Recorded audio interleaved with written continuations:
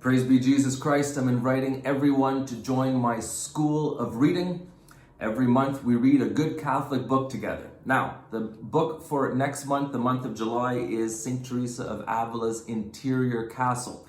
Teresa of Avila is the great Spanish mystic, the Carmelite nun who died in 1582. I'm going to give you five reasons why I think you need to read St. Teresa of Avila's Interior Castle. Number one, St. Teresa of Avila is a delightful saint. You'll make a good friend if you read this book and get to know St. Teresa of Avila. A lot of people comment, they say, when I read St. Teresa of Avila, I feel like I'm having coffee with her or something. She's so down to earth. She's so real. She can express deep things with such simplicity. Second reason you need to read Teresa of Avila's Interior Castle is she's a doctor of the church.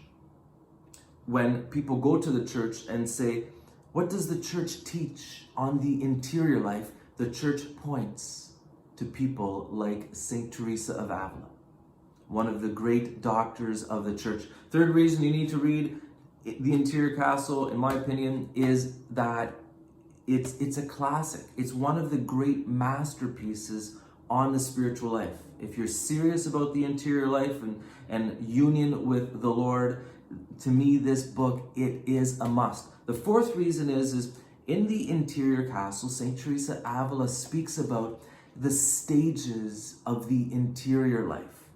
And we know that everything that's alive is growing, should be growing. And so too in the spiritual life, we're meant to grow in the spiritual life, and there are stages. One of the scriptures that points to this is the parable in Mark chapter 4.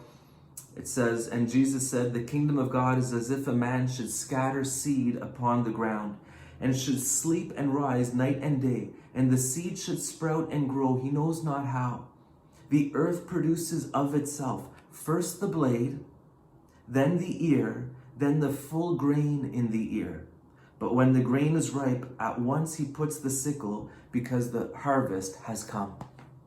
Stages in growth that many of the great mystics, saints in the spiritual life speak about. And Teresa of Avila, her imagery for the different stages, to me, it's the best. It's the most, in my opinion, most beautiful, her Interior Castle. Okay, the last reason you need to read St. Teresa of Avila's Interior Castle is because she warns us of this plateau in the spiritual life that is all too common.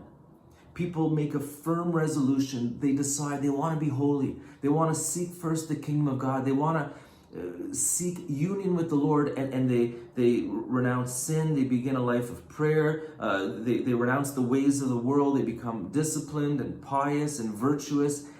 But then they reach a plateau where they get content because they are quite virtuous. They're not like the people in the world. They're living good, holy, pious lives, but they're not willing to continue to press on and to persevere into the higher realms of the interior life, I guess you could say, into what Teresa of Avila would call the higher mansions. The fourth, the fifth, the sixth, and finally the seventh mansion.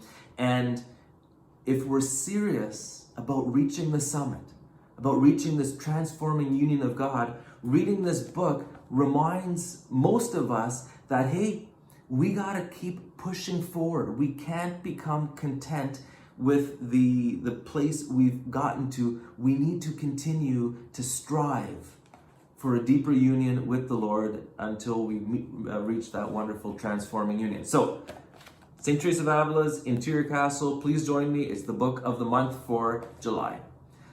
Viva Cristo Rey.